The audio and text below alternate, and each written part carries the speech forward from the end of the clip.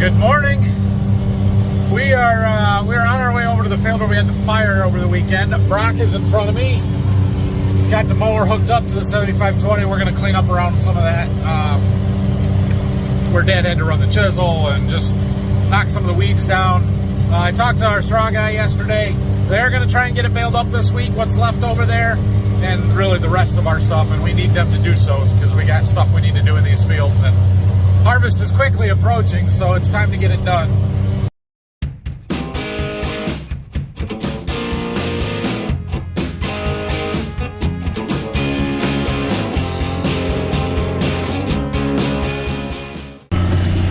So some of this stuff where the weeds are that is between the windrows that burnt there, clearly, we're going to mow that down.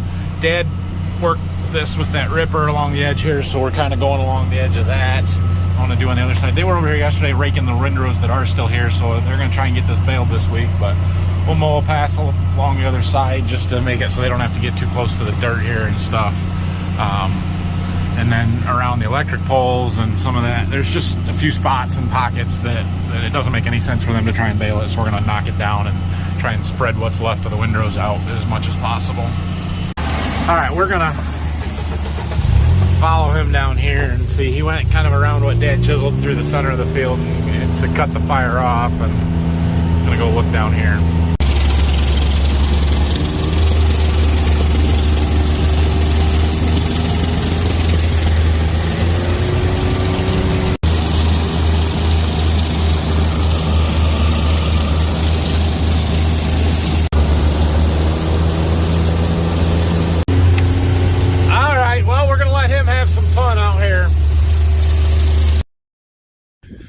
Good morning again. We got a few errands to run this morning. We got some fields to walk with some people later this morning, and then we're going to Berkey this afternoon. It'll be a long day. You do not want to be on the turnpike heading west right now. I just came over the bridge back there, and that turnpike is backed up as far as I could see. All right, I'm on my way back from running some errands, and by some of our fields that are down by the turnpike that's currently backed up that I don't get to very often. This is a 103-day corn here. This is that 03 B96. If you watched my video from yesterday, the plot tour, this is that candy corn hybrid, and I wanted to take a look at it because this is about the only look I've got at it in the field is right here. So there is a chance, given how much this is drying down and how quickly, and look at this, ears are hanging, there is a chance that we could shell this in September and capture old crop pricing.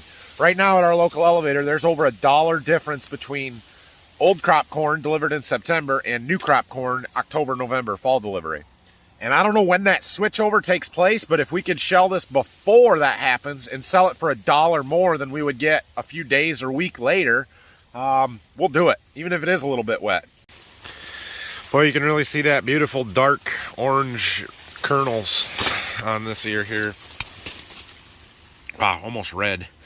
I don't know how well it's going to yield. It looks to have died sort of prematurely, especially those ones there that are hanging down. We've got some disease. There's some tar spot.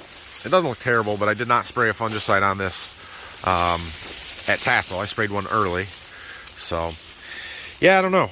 I just wanted to look and see where it's at. Okay, I'm out doing a little scouting. You guys remember those Ag Explore products that I used a little bit earlier this spring, some of the foliar feed and stuff we're trying out. We're out walking some of those fields today, trying to see if we can see any differences and stuff. They were applied a long time ago for the most part, so I didn't know if we would see anything or not. I'm depressing myself looking at beans again because we're back up in one of those fields that we had pretty significant white mold in. And it's here. I've got dead bean pockets all over the place. That said, they still look pretty good. I don't know. I mean, these beans are thick. You can barely walk through them. They're tall. They're potted up pretty good. There's a lot of 2 bean pods, which isn't great, but they still look good. It's just you got plants like this one that died from white mold, and that one's going to be a 0. Here's another one. So you can see them random throughout here, sort of scattered throughout it. But we'll see. I don't know. It'll be interesting to see if those products. So on this field, we put a product called Strike on. It's got some potassium in it, and that was something I wanted to try on beans. This side got it. There's a strip here that didn't, and then a whole bunch over there did. So we're gonna look in a couple spots here, but I I doubt we're gonna see a noticeable difference. All right. Well, we've walked a few fields. Sorry, I didn't film a ton of it. Not a ton to see there. But I'm going to head to Berkey, and Bob, the salesman that's been walking fields with me, is actually going to follow me down there because we have some side-by-sides down there with a product that he wanted to look at. And Dad is down there working on the barn today, so we're going to check in with him. He was talking about painting this afternoon and might need some help. So we might help Dad paint this afternoon. That's kind of the plan. Hey, guess what? We're back in a cornfield. Imagine that. Me in a cornfield in August. Oh, no, it's September today. We're down to Berkey looking at some of this corn. This corn got some, well, when we sprayed the fungicide on it, the tassel fungicide, we put in a product called Onward, which is a PGR, plant growth regulator. And we're trying to get a side-by-side and look at the stalks and ears and stuff and just see. And my goodness, this hybrid, it is fantastic. So this is that 10L16, really long, big ear flex on it. Agronomics on this hybrid are not great. It did get sprayed, but we still got some northern corn leaf blight. We've still got some tar spot showing up. Not too bad because we sprayed it. Tar spot on that leaf is a little bit worse. And this is probably our best field of corn. If I had to guess right now, I would put money on this one being our best. Just based on the size of these ears and the fact that we had rain here last week, and it's going to finish strong, and it looks fantastic. All right, we pulled some full plants and brought them out to look at a few different things to compare. First thing is just looking at the ears. This side is the treated side. This side is the not treated side.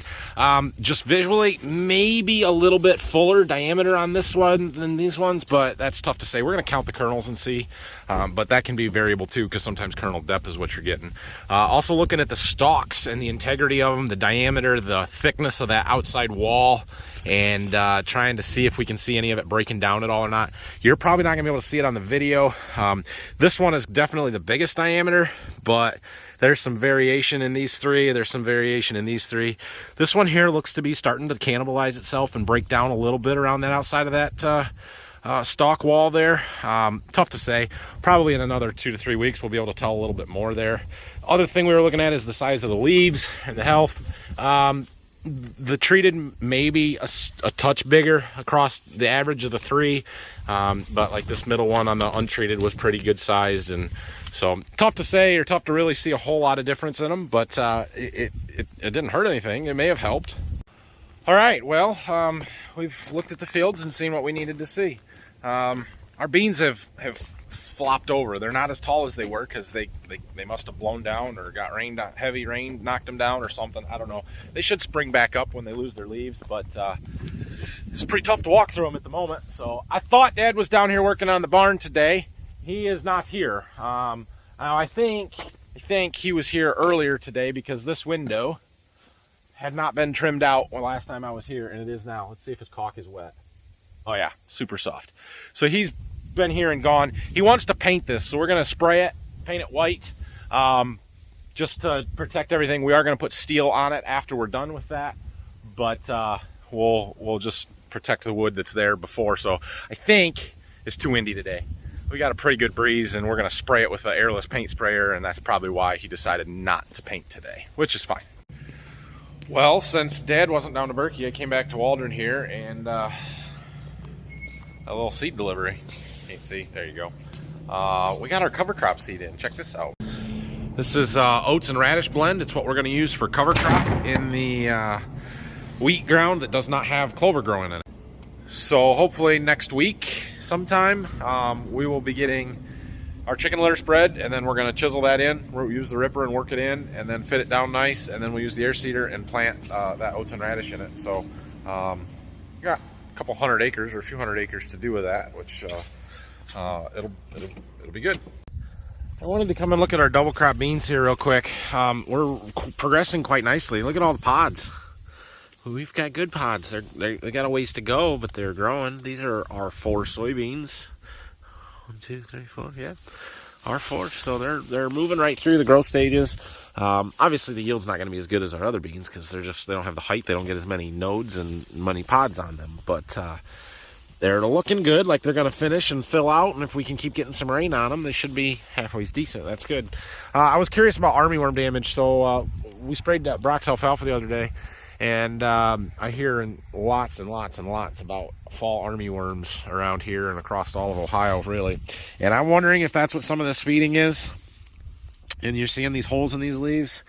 It most likely is. I don't actually see any of the armyworms, but that doesn't mean they're not here. So I sprayed these with that insecticide a week ago for aphids. There's no aphids out here, so that's a good thing. But I don't know how effective that would be on these armyworms. I'm not spraying them again, so it doesn't really matter. I'm just hoping that they're not tearing them apart. Look, there's a ladybug. That's good. All right, guys, I'm tired. I'm going home. So I got a meeting tonight anyway. So I don't know what's going on tomorrow. I don't know. Maybe I'll make a video, maybe I won't. I'm tired of scouting fields. I do know that, and you guys are tired of watching me because that's all we've done for the last week is go and look at stuff, and I've pretty much seen it. I know what's out there, so we'll find something else to do. If they're baling, maybe I'll make a baling video. I don't know, something I've thought about doing. Yeah, I don't know. We got to get the straw off of these wheat fields because we got other work to do. Maybe that's what we'll do. Maybe we'll get the ripper hooked up and put that in the shop and start going through that. Maybe. I don't know. We'll see. So, anyway, thanks for watching. If you got any questions, comments, leave them down below. We'll see you guys again maybe tomorrow, maybe Friday, maybe next week. Whenever I feel like making a video again, that's when you'll see me.